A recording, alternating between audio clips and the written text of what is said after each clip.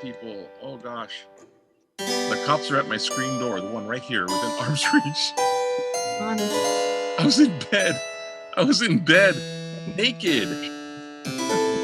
Yeah, because I was in my bed and I was like editing all day long and it was hot and all this. And Don't tell them that when you go to court. No, I'm only kidding. That you're lying in bed naked. Oh well, TMI. Too much information. I'm just saying, you want to hear the story, you're gonna go whole story, man. The whole story. Well, that sounds serious, my man. Yeah, it does, but she doesn't have a concussion and she doesn't have a broken nose. Well, in other words, she's a liar. In other words, one of them things. one of those things. Yeah. So far, I've never ever been able to tell my side of the story. That's what Shakespeare's here for. Absolutely. Get it off your chest. I'm going, what? Mike is in the room. Hey guys. I don't know if they allow zooming from, whatever. Oh, something important like this. Are you kidding?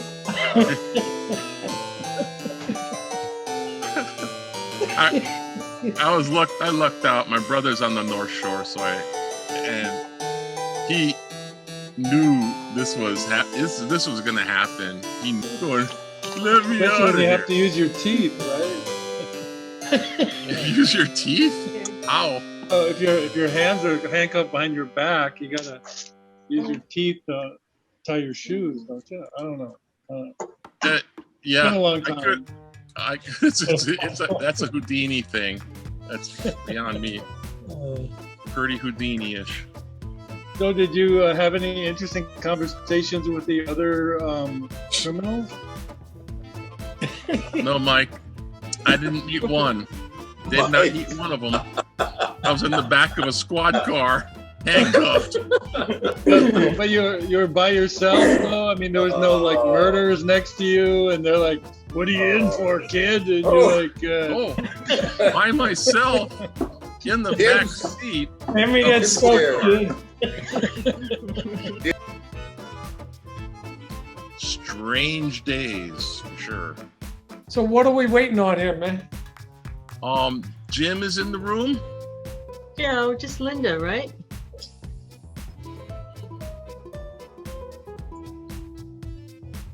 So are those filming here, or are they filming in LA? So the instructional one, that's gonna be like a self-tape. I'm gonna tape it. If they want me, I will tape it myself and send it out. So Lady Lana has signed on. Thank you. Bye. Peter. Yes, I'm managing the microphone so I don't accidentally speak while you guys speaking, and then Self-promotion. Aha! Well, Nice move, Mike. Smart move. Yeah, nice. yes, especially if they're doing this. I would suggest. Okay, got Linda. On the right hand middle on mine. I don't see him. Hollywood Squares. You got the best view, Thank you. Jim. Hollywood You got the Squares. best view, Jim. Okay. Hi, everybody. Hola. Hold on, Linda. Aloha. I see you.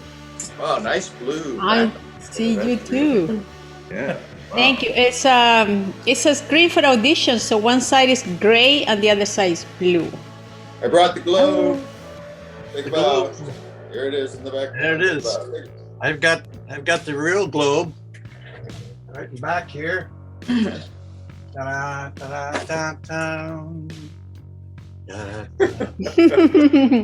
Okay, let me see if I can beat that. I still get time. Did you make that, Jim? Yes, it was a small building at first, and I left that down at the studio. But I had the printer printed up, and then I colored it and even did the straw thatching. This is Lion. It's my new kitty. And what is the little Ryan? gonna read tonight? Lion. All right. Lion. Oh, The little yeah. lion. Look how cute he is. You think he adorable? Yeah, What? very cute. I rescued him. He was dying and I ended up keeping him. Looks like he's happy. Oh, bless you. Oh, Good he's karma. well. Huh? Lucky cat, lucky cat. He's lucky. I'm lucky to have him too. Hi, Lana. I'm Linda. Welcome to the group. Thank you. There she is. Welcome, welcome. Glad to have you here. Hi, Una. Hi. Okay, shall I go down the list? No, I think we should just start. We've Just got start? everybody. Actors to the stage. Everyone but Peter. Actors to the stage. Please. It's a long play. Actors to the stage. Actors to the stage. Curtain. Cue the lights. Curtain. Where's Peter? Peter? Peter. On his way. But I don't know, he was typing in the word Zoom. Oh my God. There he is. Hi, Peter. See your shot there. Looks like a little mosquito It's a bite. little icon that looks like a... Okay, open up your email.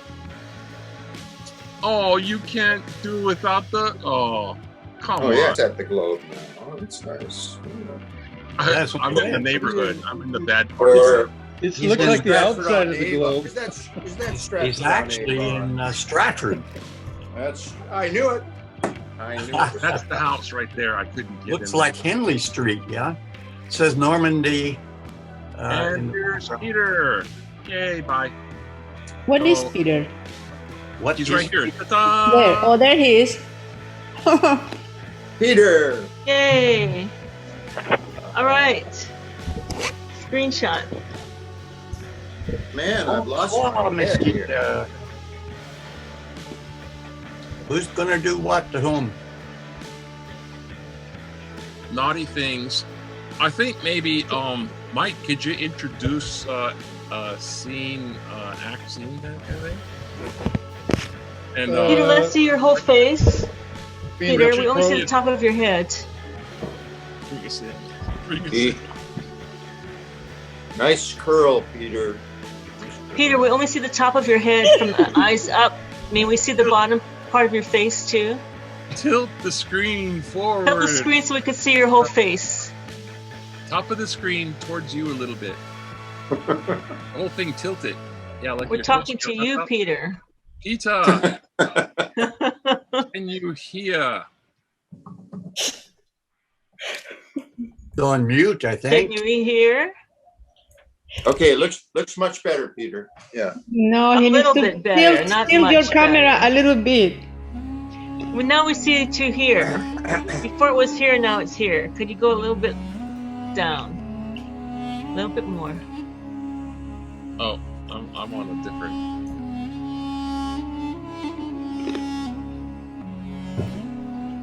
Got his mute on too. There you go. Please turn off electronic devices. He says There will he be can't. no taping of this performance. Any candy should be open now with your wrappers. It's time Good. to... We would like to give a special thanks to First Hawaiian Bank for making this possible. The Bishop Museum and Mission House. Generous grant from the Weinberg Foundation. And UH Volleyball. How about David? David? The only one I'm missing is I'm David. here. I'm here. Log. Spare Can you- David. Can you hear me? Peter, Peter, can you hear us? I can hear you very faintly. Very faintly. Maybe, is there a way you can, is everybody faint or just me? No, it's everybody kind of faintly. Oh, you're at a standing, I don't you're at want a to make standing desk? Nice.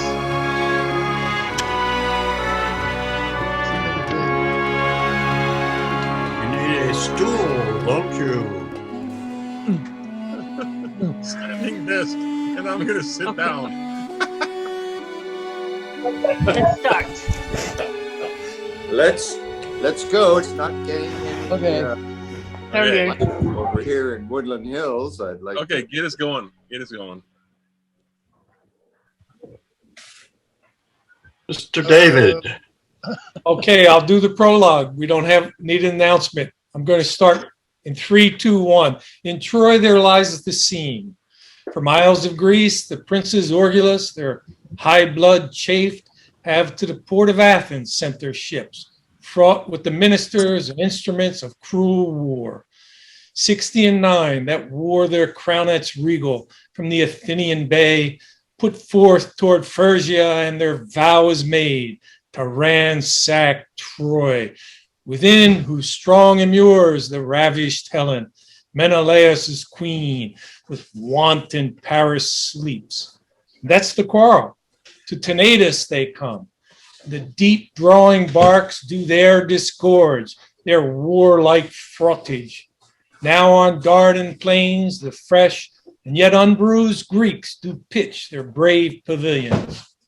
Priam's six-gated city, Dardan and Tumbria, Helios, Chapus, Troyan, and Antinorides, with massy staples and corresponsive and fulfilling bolts, spur upon the sons of Troy. Now expectation, tickling skittish spirits, on one and other side, Trojan and Greek, sets all on hazard. And hither am I come, a prologue armed, but not in confidence of author's pen or actor's voice, but suited in like conditions as our argument, to tell you, fair beholders, that our play leaps o'er the vaunt and firstlings of those broils, beginning in the middle, starting thence away to what may be digested in a play. Like or find fault, do as your pleasures are. Now, good or bad, 'tis but the chance of war. Scene 1. Troy. Before Priam's palace entered Troilus, armed and Pandarus. Call here my varlets, I'll unarm again. Why should I war without the walls of Troy, that find such cruel battle here within? Each Trojan that is master of his heart, let him to field. Troilus, alas, hath none. Will this gear ne'er be mended? The Greeks are strong and skillful to their strength, fierce to their skill and to their fierceness valiant. But I am weaker than a woman's tear, tamer than sleep, fonder than ignorance, less valiant than the virgin in the night, and skillless as unpracticed infancy. Well, I have told you enough of this for my part. I'll not meddle in our make no further. He that will have it, a make of the wheat must needs tarry the grinding. Have I not tarried? Aye, the grinding, but you must tarry the bolting. Have I not tarried? Aye, but the bolting, but you must tarry the leavening. Still have I tarried. And to the leavening, but here's yet to be this word in thereafter, the kneading, this making of the cake, and the beating of the oven and the baking. Nay, you must stay the cooling too, and you may chance to turn your lips. Patience herself, what goddess or ere she be, doth lesser blench at sufferance than I do. At Priam's royal table do I sit, and when fair Cressida comes into my thoughts, so, traitor, when she comes, when is she then?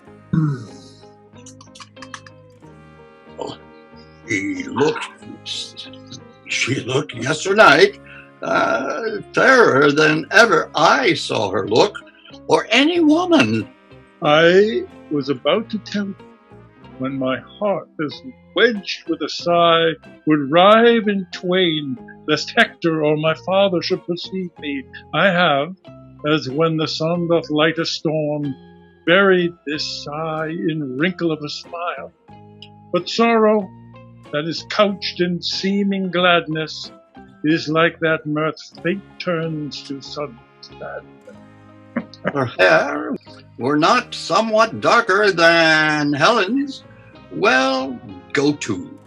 And there were two more comparison between the women, but for my part, she is my kinswoman. I would not have the term the praise her.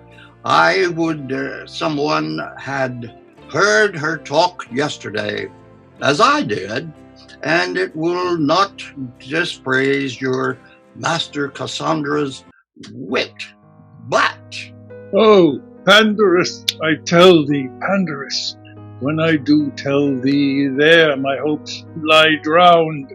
Reply not in how many fathoms deep they lie drenched. I tell thee, I am mad in Cressida's love.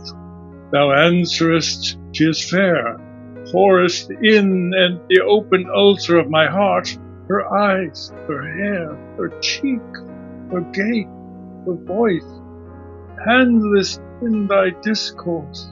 Oh, that her hand, in whose comparison all white are ink, writing their own reproach, to whose soft seizure the signet's down is harsh, and spirit of sense hard as the palm of ploughmen. This thou tellest me, as true thou tellest me, when I say I love her, but, saying thus, instead of oil and balm, thou layest in every gash that love hath given me the knife that made it. I speak no more than truth. Thou dost not speak so much. Faith, I'll not admit it. Let her be as she is, and if she be fair, 'tis the better for her.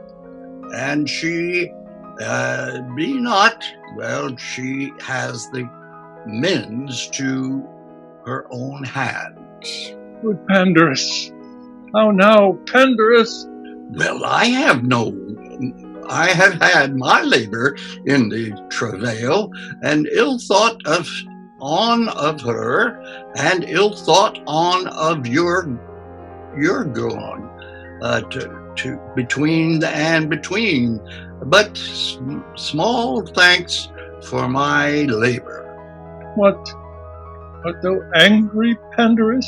What, with me? Because she is kin to me. Therefore, she is not as fair as Helena, and she were not akin to me, she would be as fair on Friday as Helen is on Sunday. But what care I? I care not, for she were of blackamoor, and 'tis all one to me. Say, she is not fair. I do not care whether you do or no. She's a fool to stay behind her father, and let her to the Greeks And so I'll tell her the next time I see her. For my part, I'll meddle nor make no more in the matter. Pandarus? Not I. Sweet Pandarus? Pray you, speak to me no more. Speak no more to me. I believe all that I have found it, and there an end. Peace, you ungracious clamors! Peace, you rude sounds! Please on both sides. Helen must needs be fair, when with your blood you daily paint her thus. I cannot fight upon this argument. 'Tis too starved the subject for my sword, but Pandarus. Oh, gods, how do you plague me? I cannot come to Cressida but by Pandar, and he's as tetchy to be wooed as to woo. She is stubborn chaste against all suit.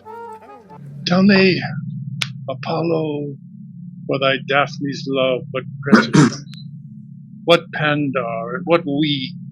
Her bed is India, there she lies, a pearl, between our Ilium and where she resides. Let it be called the wild and wandering flood, ourself the merchant, and this sailing Pandar, our doubtful hope, our convoy, and our bark. Oh no, Prince Troilus! Oh no, Prince Troilus! Wherefore not to field? Because not there. This woman's answer sorts, for womanish it is to be from thence. What news, Aeneas, from the field today? That Paris is returned home, and hurt. By whom, Aeneas? Troilus, by Menelaus. Menelaus. Menelaus! Menelaus! That one! That's the one! Menelaus hurt Paris.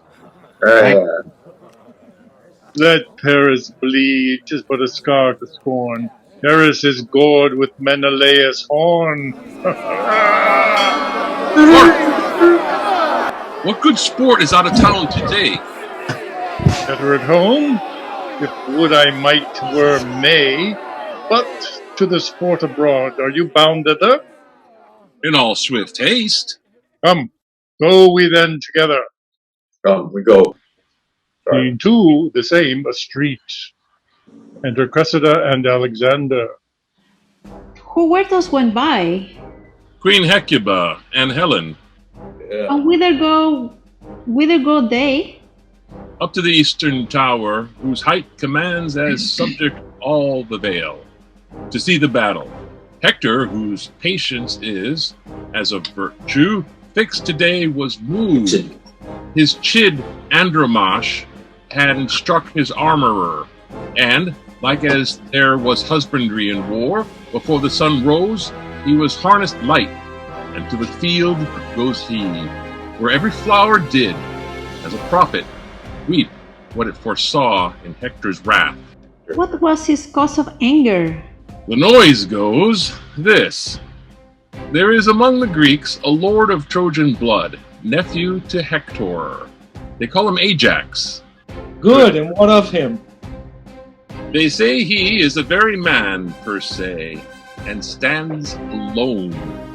So do all men, unless they're drunk, sick, or have no legs. This man, lady, hath robbed many breasts of their particular additions.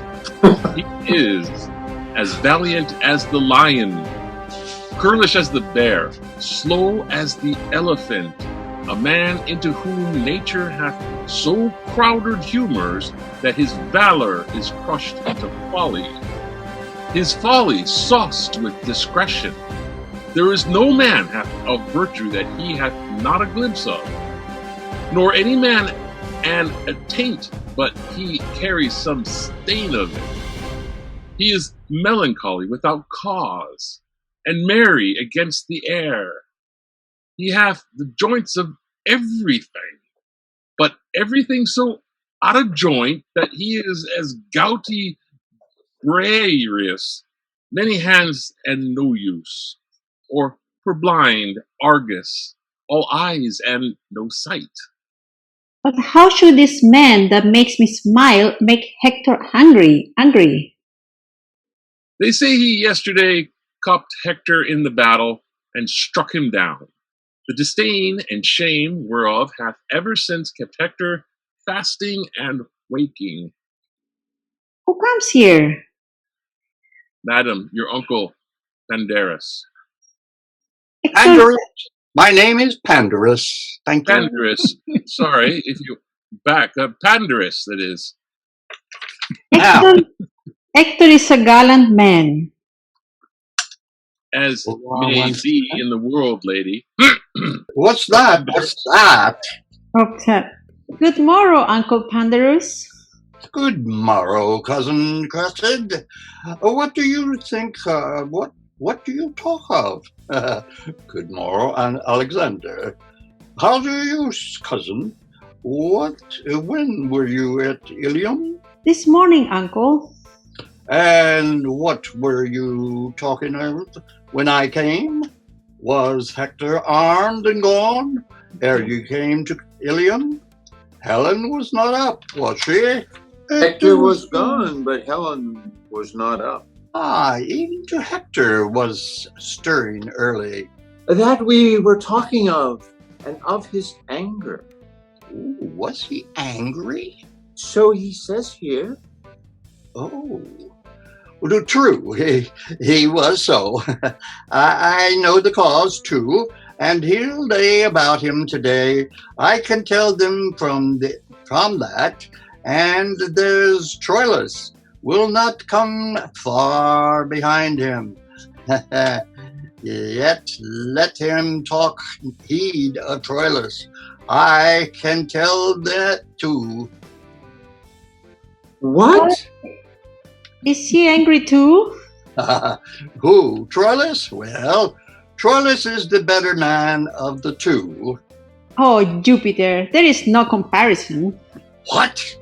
Oh, not between Troilus and Hector. Do you know a man if you see him?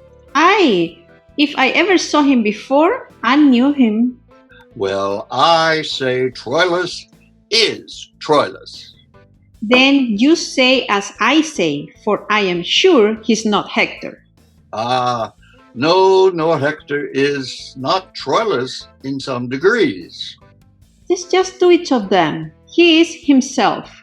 Himself? Oh, alas, poor Troilus, I would he were. So he is. Condition. I had gone barefoot to India. Mm-hmm. He is not Hector. Himself. No, he's not himself. Would he were himself? Well, the gods were above. Time must friend no end. Well, Troilus, well, I would my heart were in her body, but no, Hector is not a better man than Troilus. Excuse me? He is elder. Pardon me. And there's not come to it. You shall tell me another tale, and when t'other's name come to it, Hector shall not have his wit this year. He shall not need it, if he have his own. Not his qualities, No matter. nor his beauty. Shall not become him, his own's better. You have no judgment, niece. Helen herself swore t'other's day that Troilus were a brown favor, for so 'tis, and I must confess, but not brown neither. No, but brown. Well, safe to say truth, brown and not brown. To say the truth, truth, and not truth. She praised his complexion above Paris. Why, Paris had color enough. So he has. Then Troilus should have too much. If she praising him above, his complexion is higher than his.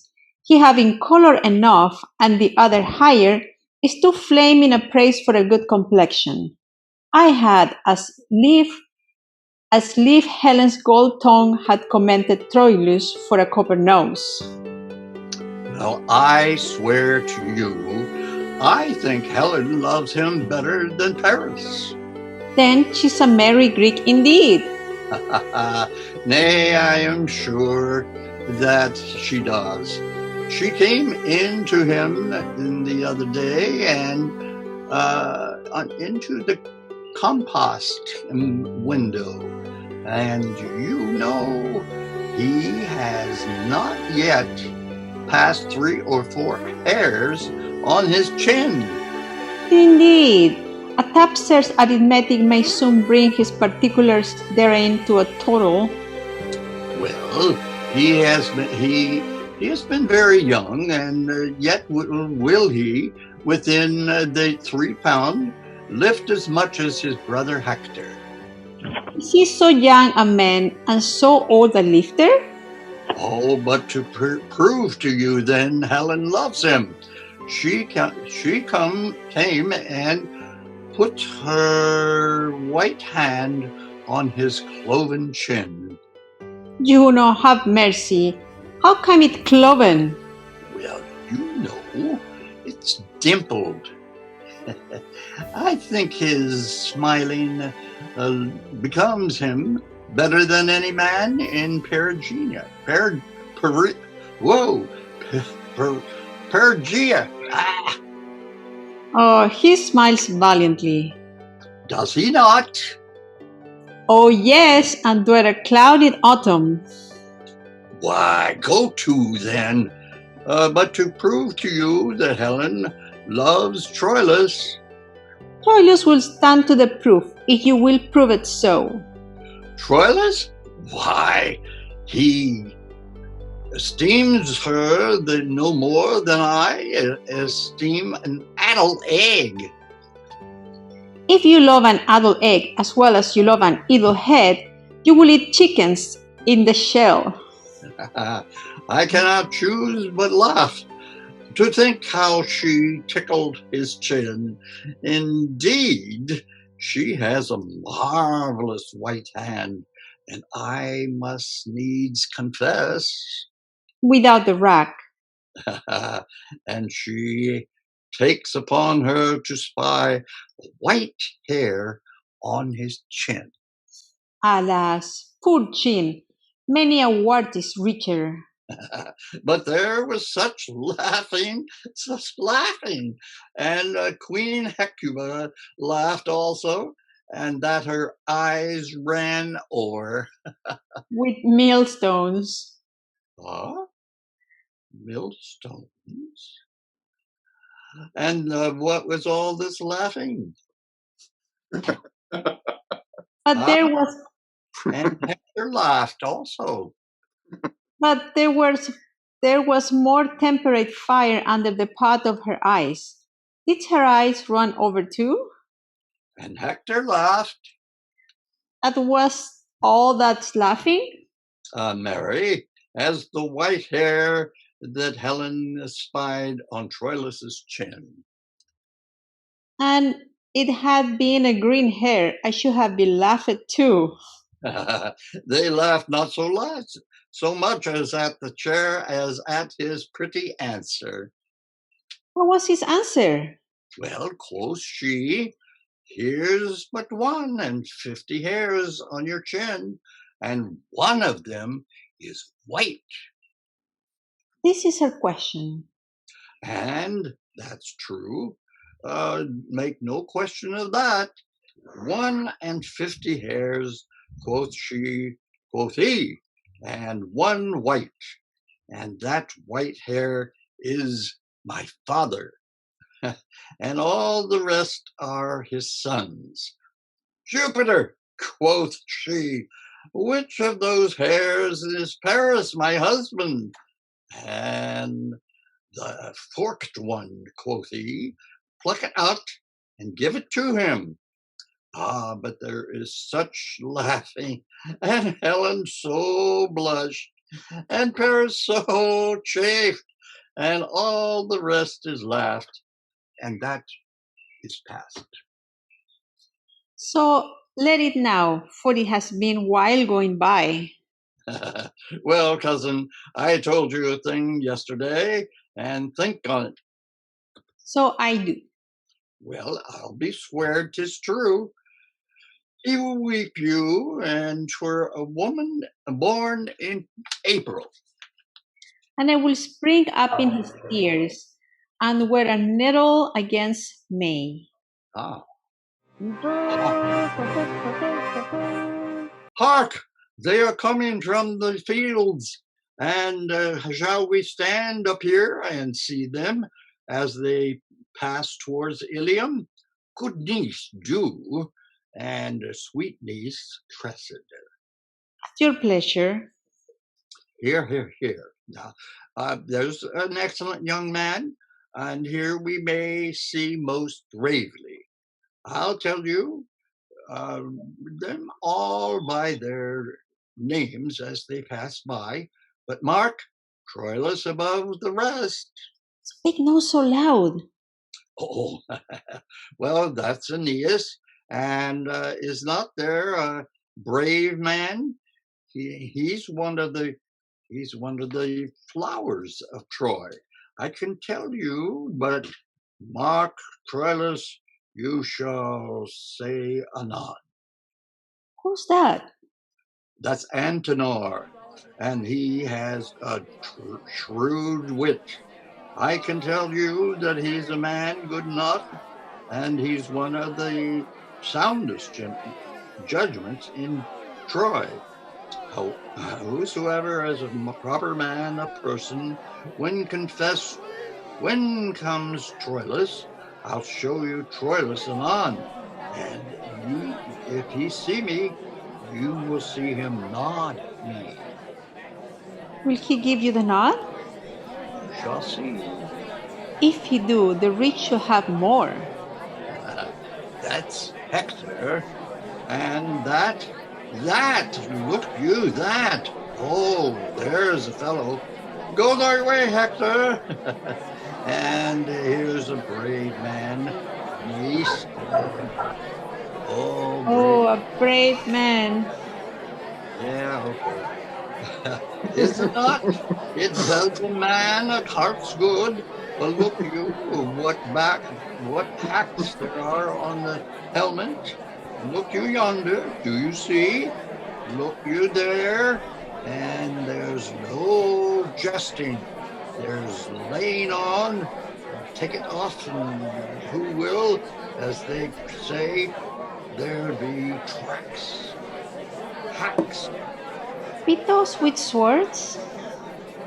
Well, swords, you think? He dares not. So the devil coming to him, it's all one. By God's luck, God's lid. By God's lid.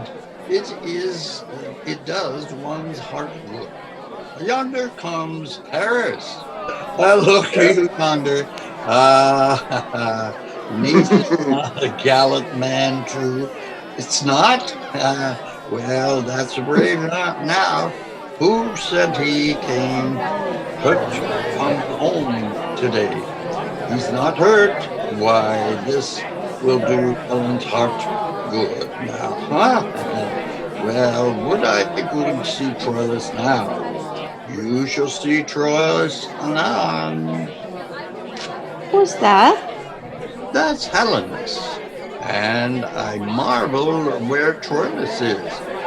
Well, that's Helenus, and I think he went not forth today. That's Helenus. Can Helenus fight, uncle? Helenus? Oh, yay. No. Yes, well, he'll fight indifferent well. I marvel where Troilus is, hark. Oh, do you hear the people cry Troilus? Helenus is a priest. What naked fellow comes yonder? Oh, Where? Oh, yonder. Well, that's Dephobus' son. Dephobus is Troilus. There's a man. Geez, item. Well, brave Troilus, the prince of chivalry. Peace, for shame, peace. Now mark him, note him. Oh, brave Troilus, look well upon him, niece. Look you how his sword is bloodied, and how his helm more hacked than Hector's, and how he looks, and how he goes. Oh, admirable youth. He never saw 23. Oh, go thy way, Troilus, go thy way. Oh, had I a sister were a grace, or a daughter's a goddess, she should have the choice. Oh, admirable Paris, admirable man, Paris. Oh, in dirt to him. And I warrant Helen to change would give an eye to boot. Here come more. Yes. I don't know.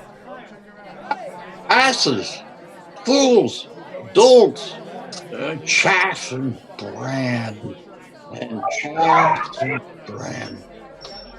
partridge after meat. I could live and die in the eyes of Troilus. Never look, never joke, never look, and the eagles are gone. Crows and daws. I had rather be such a man as Troilus than Agamemnon and all Greece. There is among the Greeks Achilles, a better man than Troilus. Achilles, oh, a dreamer, a portrait, a very camel. Well. Well. Why have you any discretion? Have you any eyes? Do you know what a man is?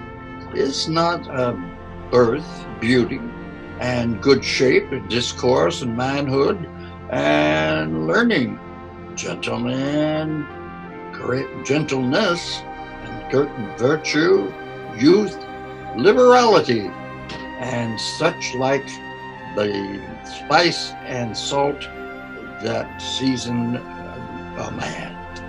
Aye, a means man, and then to be baked with no date in the pie, for then the man's date is out. Oh, you are such a woman. One knows not at what to ward you. Upon my back to defend my belly, upon my wit to defend my vials, upon my secrecy to defend my honesty, my mask to defend my beauty, and you to defend all this. And all these words I lie at 1,000 watches. Say one of your watches. Nay, I will watch you for that, and that's one of the chiefest of them too. If I cannot ward what I will not have hit, I can watch you for telling how I took the blow, unless it's well past hiding, and then it's past watching. You are such another. Here comes Troilus' boy. Sir, my lord would instantly speak with you. Where? At your own house. Here he unarms him. Oh, well, good boy. Tell him I come. I doubt he be hurt. And fare ye well, good niece. Adieu, uncle. I'll be with you, niece, by and by. To bring, uncle? A token from Troilus. By the same token, you are a bond. Ooh. Oh, Oh, words, vows, gifts, tears, and love's full sacrifice. He offers in another enterprise, but more in Troilus' thousandfold I see than in the glass of Pandar's praise may be. Yet hold it off. Women are angels, wooing, things worn are done. Joy's soul's lies in the doing. That she beloved knows not what knows not this, men prize the thing ungained more than it is. That she was never yet that ever knew, love goes so sweet and when desire did sue. Therefore this maxim out of love I teach. Achievement is command, ungained beseech. Then thou my heart contents firm love doth bear, nothing of that shall from mine eyes appear. Scene 3. The Grecian camp. Before Agamemnon's tent. Enter Agamemnon, Nestor, Ulysses, Menelaus, and others.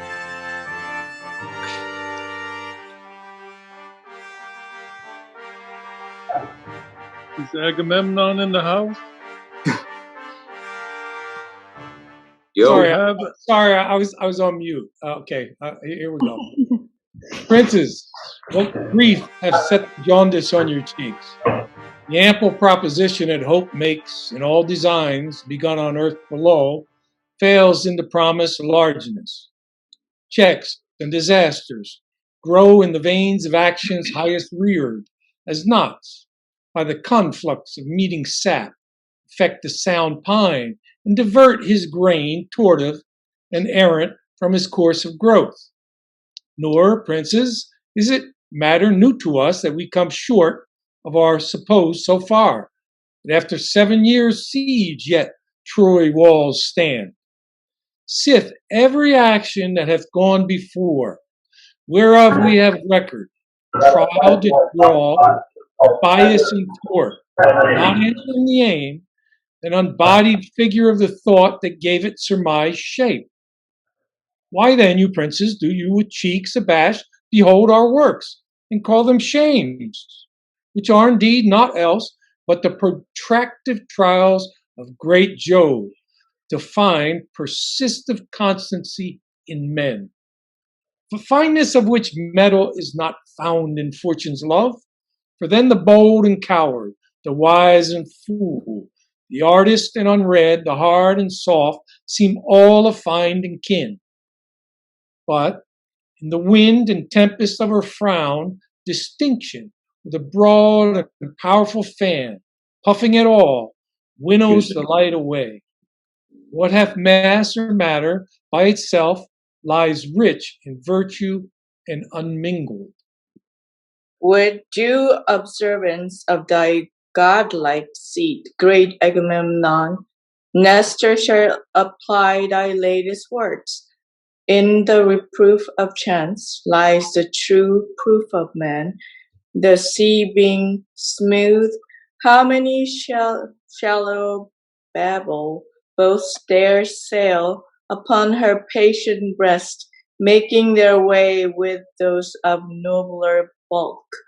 But let the ruffian boars once enrage the gentle Thetis, and anon behold the strong ribbed bark through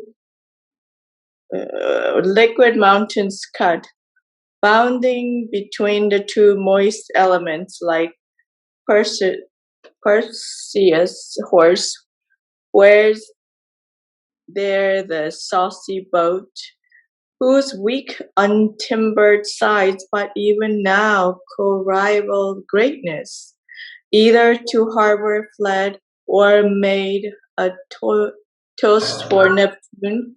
Even so doth valor's show and valor's worth divide in storms of fortune, for in her ray and brightness the herd hath more annoyance by the breeze than by the tiger. But when the splitting wind makes flexible the knees of knotted oaks, and flies fled under shade, why then the thing of courage, as roused with rage and rag doth sympathies, and with an accent tuned its self-same key, restorts to chiding fortune. Agamemnon, thou great commander, nerve and bone of Greece, heart of our numbers, soul and only spirit, in whom the tempers and the minds of all should be shut up, hear what Ulysses speaks, beside the applause and approbation to which, most mighty for thy place and sway, and thou, most reverend for thy stretched out life, I give to both your speeches, which were such as Agamemnon and the hand of Greece should hold up high in brass, and such again as venerable Nestor hatched in silver should with a bond of air, strong as the axle tree on which heaven rides, knit all the Greekish ears to his experienced tongue. Yet did it please both, thou great and wise, to hear. Speak, Prince of Ithaca, and be it of less expect that matter needless, of importless burden, divide thy lips that we are confident when rank Thersites opens his mastic jaws, we shall hear music with an oracle. Troy, yet upon his basis, had been down, and the great Hector's sword had lacked a master. But for these instances, the specialty of rule hath been neglected. And look how many Grecian tents do stand hollow upon this plains, when that the general is not like the hive, to whom the foragers shall all repair. What honey is expected, degree being bizarded. The unworthiest shows as fairly in the mask. The heavens themselves, the planets, and the center observe degree, priority, and place. And sisture, course, proportion, season, form, office, and custom in all line of order, and therefore is the glorious planet. So a noble eminence enthroned and speared amidst the other, whose medicinal eye corrects the ill aspects of planets evil, and posts like the commandment of a king, sans checks to good and bad. But when the planets in evil mixture to disorder wander, what plagues, what portents, what mutiny, what raging of the sea, shaking of earth, commotion in the winds, fright, change, horror, divert and crack, rend and deracinate the unity and married calm of states, quite from their fixture. Oh, when degree is shaped, which is the ladder to all high designs, then enterprise is sick. How could communities, degrees in schools and brotherhoods in cities, peaceful commerce from dividable shores, the primogenitive and due of birth, prerogative of age, crowns, scepters, laurels, but by degree stand in authentic place?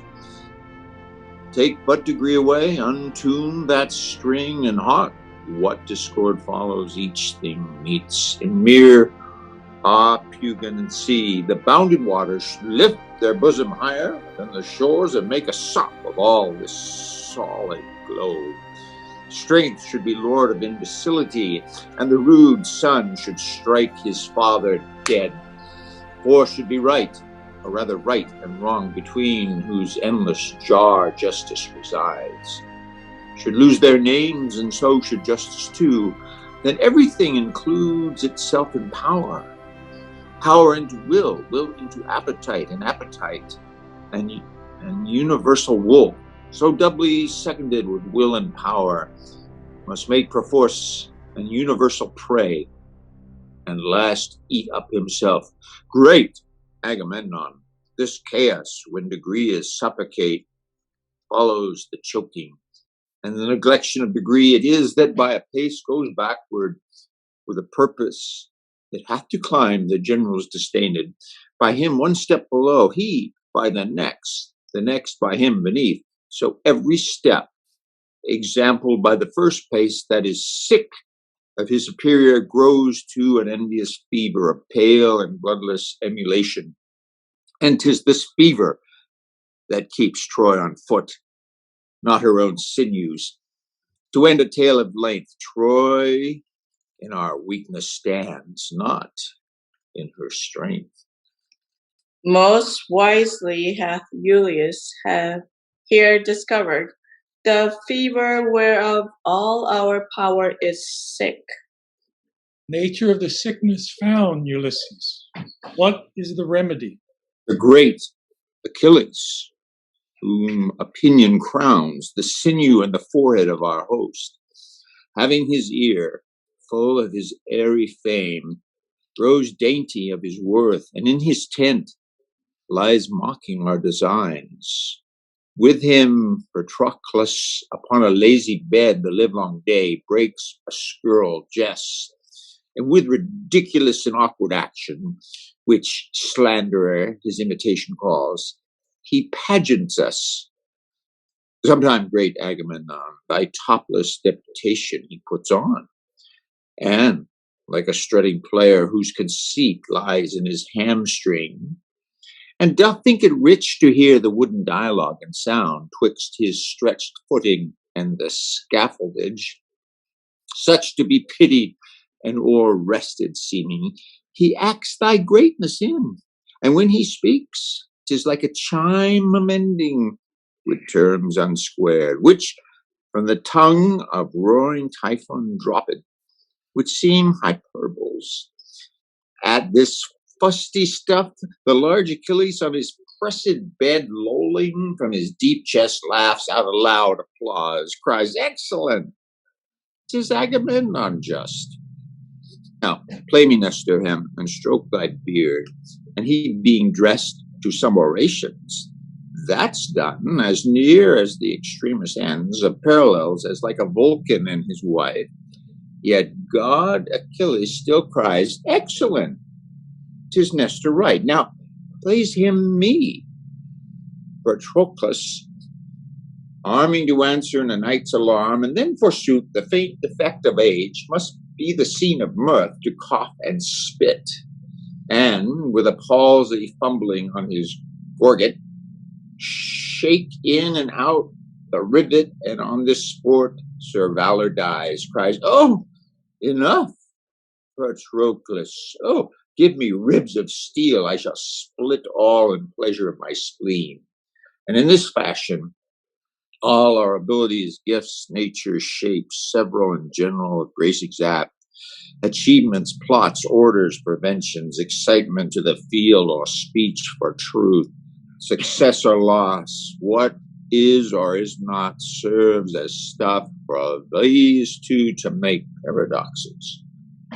And in the imitation of these twain, who as Julius says, opinion crowns with an imperial voice, many are in fact Ajax is grown self-willed and bears his head in such a rein, in full as proud a place as broad Achilles keeps his tent like him, makes factious feasts, rails on our state of war, bold as an oracle, and sets the sights. This is Thersites. Thersites, a slave whose coin slanders like a mint, to match us in comparisons with dirt, to weaken and discredit our exposure, our rank soever rounded in with danger. They tax our policy and call it cowardice, count wisdom as no member of the war, forestall prescience and esteem no act, but that of hand, the still and mental parts, that do contrive how many hands shall strike. When fitness calls them on, and knows by measure of their observant toil the enemy's weight, why, this hath not a finger's dignity. They call this bedwork, mappery, closet war.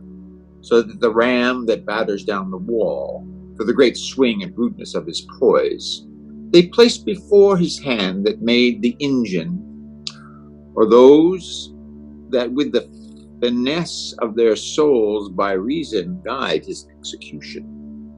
Let this be granted, and Achilles' horse makes many Thetis sons. Look, Menelaus. Ah, from Troy. What would you for our tent? Is this great Agamemnon's tent, I pray you? Even this. May one that is a herald and a prince do a fair message to his kingly ears? With surety stronger than Achilles' arm, for all the Greekish heads, which with one voice call Agamemnon, head and general. With fair leave and large security.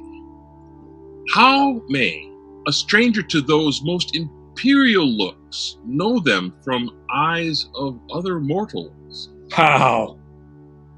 I ask that I might awaken reverence and bid the cheek be ready with blush, modest as morning when she coldly eyes the youthful Phoebus, which that god in office guiding men, which is the high and mighty Agamemnon. This Trojan scorns us, for the men of Troy are ceremonious courtiers. Courtiers are free as debonair, unarmed, as bending angels. That's their fame in peace. But when they would seem soldiers, they have galls, good arms, strong joints, true swords, and Jove's accord. Nothing so full of heart, but peace, Aeneas, peace. Trojan, lay thy finger on thy lips. The worthiness of praise disdains his worth. If that the praised himself bring the praise forth. But what the repining enemy commands, that breath fame blows, that praise, soul sure, transcends. Sir, you of Troy, call you yourself Aeneas? I, Greek, that is my name. What's your affair, I pray you? Sir, pardon, 'tis for Agamemnon's ears. He hears naught privately that comes from Troy. Nor I from Troy come not to whisper him. I bring a trumpet to awaken his ear, set his sense on the attentive bent, and then to speak. Speak frankly as the wind. Is not Agamemnon's sleeping hour? Thou shalt know, Trojan, he is awake. He tells thee so himself. Trumpet, blow loud. Send thy brass voice through all these lazy tents, and every Greek of metal, let him know what Troy means fairly shall be spoke aloud.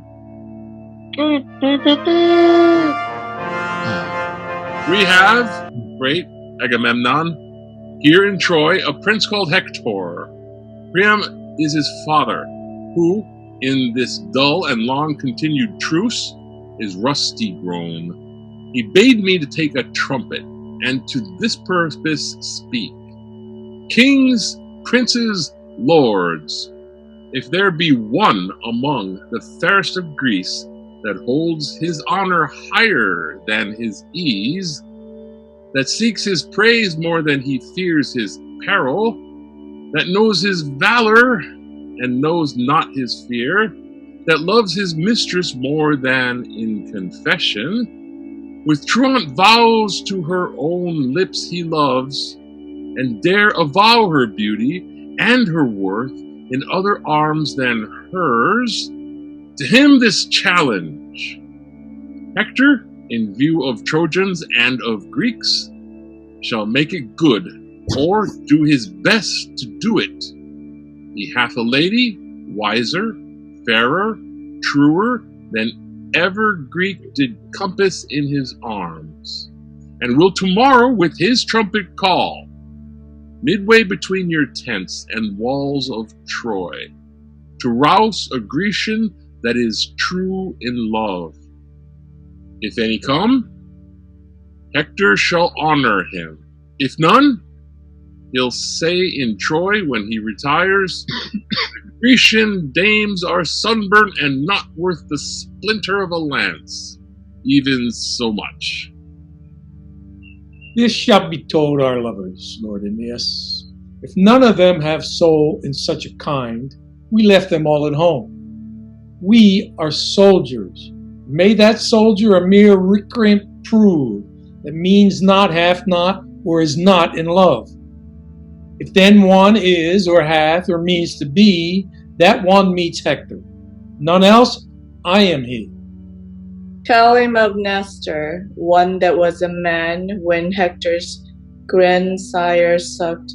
He is old now, but if there be not in our Grecian mold one noble man that hath one spark of fire to answer for his love, tell him from me I will hide my silver beard in a gold beaver, and in my ventbrace but put this withered brown, and meeting him will tell him that my lady was fairer than his grandame, and as chaste as may be in the world.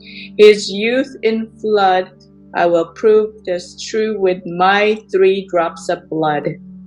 Now heavens forbid such scarcity of youth. Amen. Fair Lord Aeneas, let me touch your hand. To our pavilion shall I lead you, sir. Achilles shall have word of this intent. So shall each lord of Greece from tent to tent. Yourself shall feast with us before you go, and find the welcome of a noble foe. Nestor, What says Julius? I have a young conception in my brain. Be you my time to bring it to some shape. What is? This 'tis. Blunt wedges rive hard knots, the seeded pride that hath to this maturity blown up in rank killers must or now be cropped, or shedding breed a nursery of like evil to overbulk us all. Well, and how? This challenge that the gallant Hector sends, however it is spread in general name, relates in purpose only to Achilles. True, the purpose is perspicuous, even as substance, whose grossness little characters sum up, and in the publication make no strain, but that Achilles were his brain as barren as banks of Libya. Though Apollo knows 'tis dry enough, will with great speed of judgment, I with celerity find Hector's purpose pointing on him. And awake him to the answer, think you? Yes, it is most meet. Who may you else oppose that can from Hector bring those honors off, if not Achilles? Though be a sportful combat, yet in this trial much opinion dwells. For here the Trojans taste our dearest repute with their finest palate, and trust to me, Julius, our imputation shall be oddly poised in this vile action for the success, although particulars shall give a scantling of good or bad unto the general, and in such indexes, although small pricks to their subsequent volumes, there is seen the baby figure of the giant mass of things to come at large. It is supposed he that meets Hector issues from our choice, and choice being mutual art of all our souls, make merit her election, and doth spoil as tear from forth us all, a man distilled out out of our virtues who miscarrying, what heart receives from hence of conquering part, to still a strong opinion to themselves, which entertained limbs are his instruments, in no less working than our swords and bows directed by the limbs. Give pardon to my speech. Therefore 'tis meet Achilles meet not Hector. Let us like merchants show our foulest wares, and think perchance they'll sell.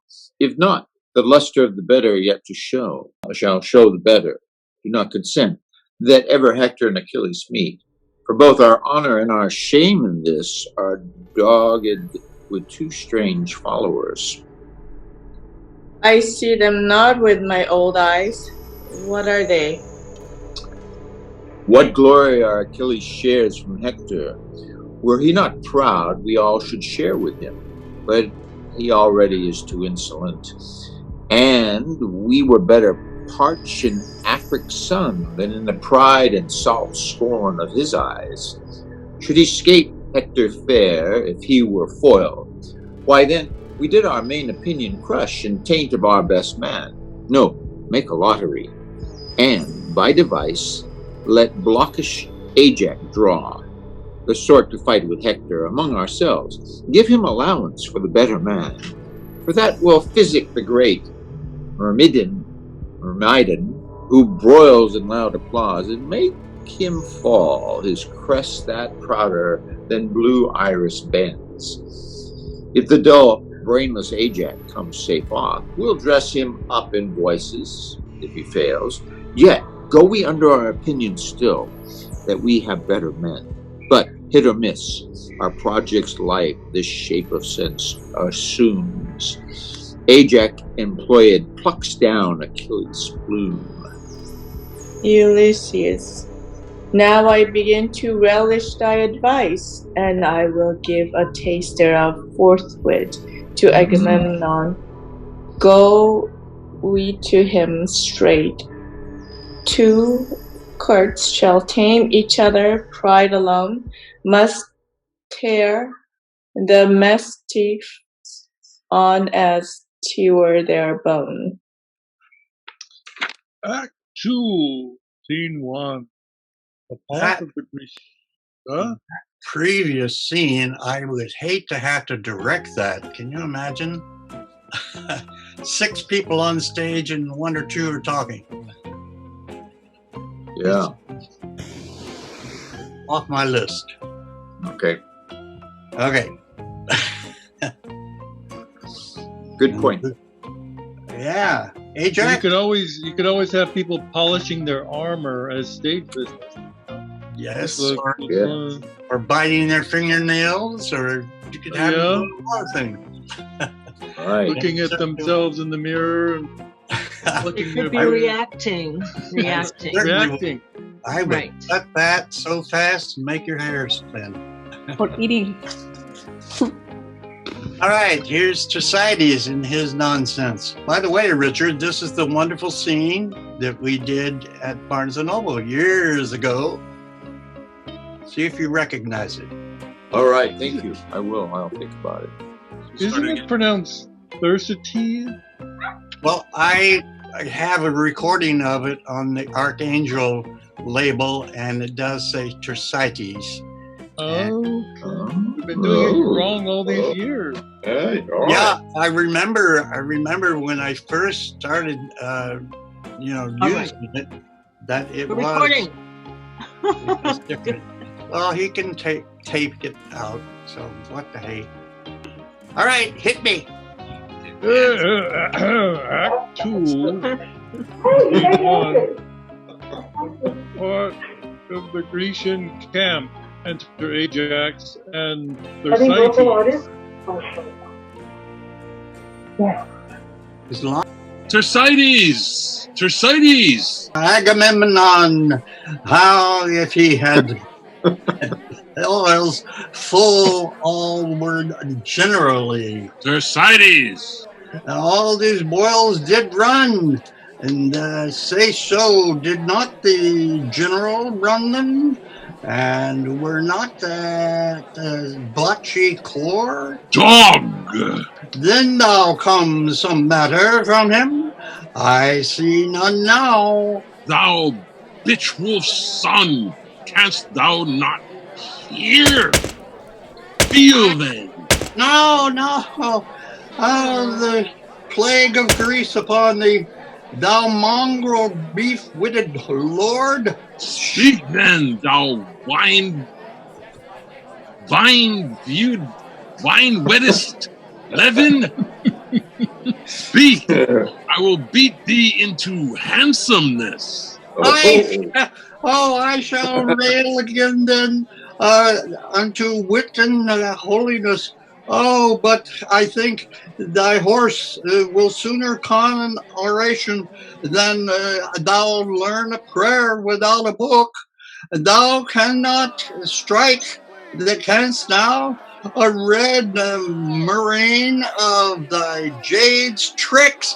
Toadstool, learn me the proclamation. Didst thou think I have no sense? Thou strikest me thus. The proclamation. No, proclaim the fool, I think. Do not, Porpentine, do not. My fingers itch. I would thou didst itch from head to foot, and that I had scratching of thee. I would make thee the loathsome scab in grace. And then thou were at the fourth of the incursion, thou strikest as thou slow on another. I say the proclamation. Ow! Oh, thou proclamized and rallied every hour on Achilles, and thou art as full of envy as his greatness is to Cerberus and to Prosperina's beauty. Why, that thou barkest at him. Mistress Thersites. Oh, thou shouldst strike for him. Pablo. But thou upon in the shavers with thy fist, as a tailor breaks a biscuit. You whoresome cur. Do. Thou stool for a witch. Oh, yeah, do. Thou sudden-witted lord, thou hast no more brain than I have to mine, and to mine elbows, and I cannot go tutor thee, thou scurvy valiant ass, and thou art here but to thresh Trojans, and thou art bought and add among these of any wit, and like a barbarian slave, if thou use to beat me, I will begin my heel at thy heel, and tell thee what thou art by inches, thou thing of no bowels, you. Thou dog. You scurvy lord. You cur. Well, Mars is idle, is idiot, and rudeness. Do, camel, do. Why, how now, Ajax? Wherefore do you thus? How now, Thersites? What's the matter, man? Oh, you see him there, do you? Aye, what's the matter? And look upon him. So I do, but what's the matter? Aye, but regard him well. Well, so I do. And yet you look not well upon him, for whosoever you take him to be, he is Ajax. I know that fool. But that fool knows not himself. Therefore I beat thee. Ow! Oh, la, la, la, la. What mathematicums to wit he uttered his evasions, and have ears thus long. I have both his brain more than he had of his houses, of his bones. I will buy mine sparrows for a penny, and his pia mater is not worth the ninth part of a sparrow.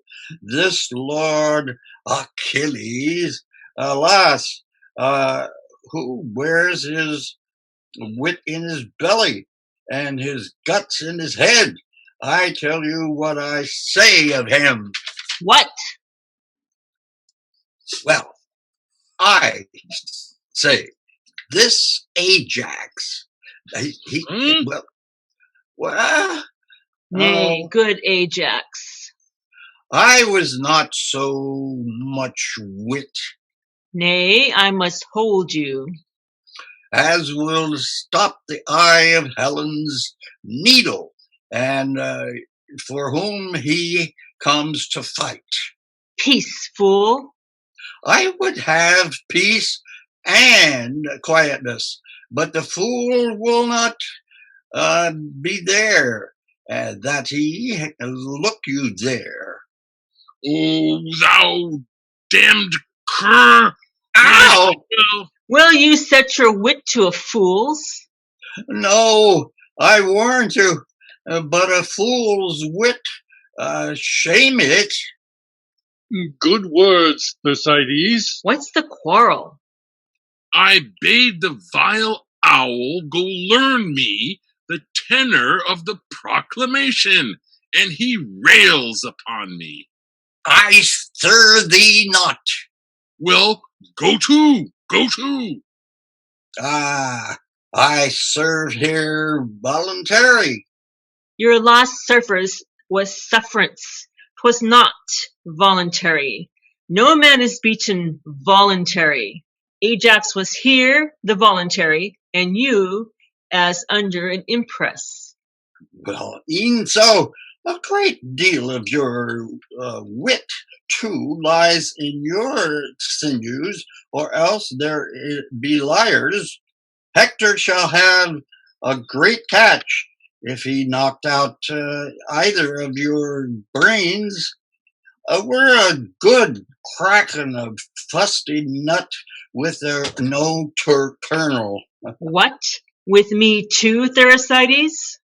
Thersites? Yes, there's Ulysses and old Nestor, whose wit was moldy, are you, grindsires, and nails on their toes, yoke you like draught oxen, and make you plow up the wars. What? What? And good sooth too, Achilles, to Ajax too. I shall cut out your tongue. Ah, 'tis no matter. I shall speak as much as thou afterwards. No more words. Thersites, peace. Oh, I will hold my peace when Achilles bids me. Shall I? That's for you, Patroclus. I will see you hanged, and the clot poles, ere I come any more to your tents, I will keep where there is a wit stirring, and leave the faction of fools. Good riddance. Marry, this, sir, is proclaimed through all our host, that Hector, by the 5th hour of the sun, will with a trumpet twixt our tents in Troy tomorrow morning call some knight to arms that hath a stomach, and such a one that dare maintain, I know not what, 'tis trash. Farewell. Farewell. Who shall answer him? I know not. 'Tis put to lottery, otherwise he knew his man. Oh, meaning you. I will go learn more of it. Scene 2. Troy, a room in Priam's palace. Enter Priam, Hector, Troilus, Paris, and Helenus. After so many hours' lives, speeches spent, this thus once again says Nestor from the Greeks, deliver Helen and all damage else, as honor, love, and time, travail, expenses, wounds, friends, and what else there is that consumed his and his digestion of his coronavirus, war shall be struck off. Hector, what say you to it? Though no man lesser fears the Greeks than Richard, yes. as far as touches my particular, yet, dread Priam, there is no lady of more softer bowels, more spongy to suck in the sense of fear, more ready to cry out, who knows what follows? And Hector is. The wound of peace is surety, surety secure, but modest doubt is calling. The beacon of the wise, the tent that searches to the bottom of the worst. Let Helen go. Since the first sword was drawn about this question, every tithe soul, monks many thousand, Dismas, have been as dear as Helen. I mean, of ours. If we have lost so many tenths of ours, to guard a thing not ours, nor worth to us, had it our name, the value of 110, what merits that reason which denies the yielding of her up? Yo. Fie, my brother, weigh you the worth and honor of a king so great as our dead father in a scale of common ounces? Will you with counters sum the past proportion of his infinite, and buckle in a waist most fathomless with spans and inches so diminutive as fears and reasons? Fie, for godly shame! Lonnie, go for it. There's just a few lines. Helen, it's not Helen. Por favor. No marvel though you bite so sharp at reasons. You are so empty of them. Should not our Father bear the great sway of his affairs with reasons, because your speech hath none that tells him so? You are for dreams and slumbers, brother priest.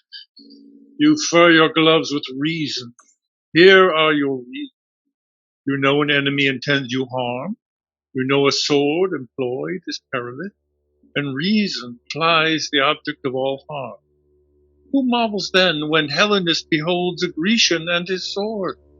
If he do set the very wings of reason to his heels, and fly like chidden Mercury from Jove, or like a star disorbed, nay, if we talk of reason, let's shut our gates and sleep. Manhood and honor should have rare thought, rare hearts. Would they but fat their thoughts with this crammed reason, reason and respect make livers pale and lustihood deject. Brother, she is not worth what she does cost the holding. What is aught but as 'tis valued? But value dwells not in particular will. It holds his estimate and dignity as well wherein 'tis precious of itself.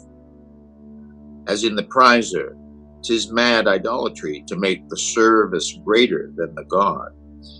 And the will dotes that is attributive to what infectiously itself affects, without some image of the affected merit. I take today a wife. My election is led on in the conduct of my will enkindled by mine eyes and ears, two traded pilots twixt the dangerous shores of will and judgment. How may I avoid, although my will distaste what it elected, the wife I chose? There can be no evasion. To blench from this, and to stand firm by honor, we turn not back the silks upon the merchant when we have soiled them, nor the remainder of viands we do not throw in unrespected sieve because we are now full. It was thought meet, Paris, should do some vengeance on the Greeks. Your breath of full consent bellied his sails. The season winds, old wranglers, took a truce and did him service. He touched the port's desire, and for an old aunt whom the Greeks held captive, he brought a Grecian queen, whose youth and freshness wrinkles Apollo's and makes stale the morning. Why keep we her? The Grecians keep our aunt. Is she worth keeping? Why, she is a pearl, whose price hath launched above 1,000 ships, and turned crowned kings to merchants. If you'll avouch 'twas wisdom Paris went, as you needs must, for you all cried, go, go. If you'll confess he brought some home noble prize, as you needs must, for you all clapped your hands and cried, inestimable. Why do you now the issue of your proper wisdom's fate, and do a deed that fortune never did? Beggar the estimation which you prized richer than land and sea. Oh, theft most base, that we have stolen what we do fear to keep. But thieves, unworthy of a thing so stolen, that in their country did them that disgrace, we fear to warrant in our native place. Cry, Tryon, cry. What noise? What shriek is this? Is our mad sister, I do know her voice. Cry, Tryon. It is Cassandra. Cry, Tryon, cry. Lend me 10,000 eyes, and I will fill them with prophetic tears. Peace, sister, peace. Virgins and boys, mid-aged and wrinkled elves, but nothing can but cry. Add to my clamors, let us pay the time. Enviety of that mass of morn to come. Cry, Tryon, cry. Practice your eyes with tears. Troy must not be, nor goodly Ilion stand. Our firebrand brother, Paris, burns us all. Cry, Tryon, cry. A Helen and a wall. Cry, cry. Troy burns, or else let Helen go. Now, youthful Troilus, do not these high strains of divination in our sister's work some touches of remorse? Or is your blood so madly hot that no discourse of reason nor fear of bad success in a bad cause can qualify the same?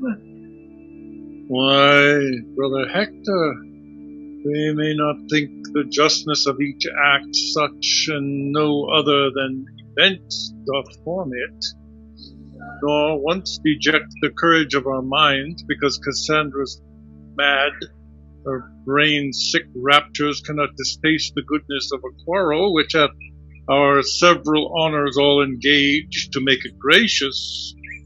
For my private part, I am no more touched than all Priam's sons.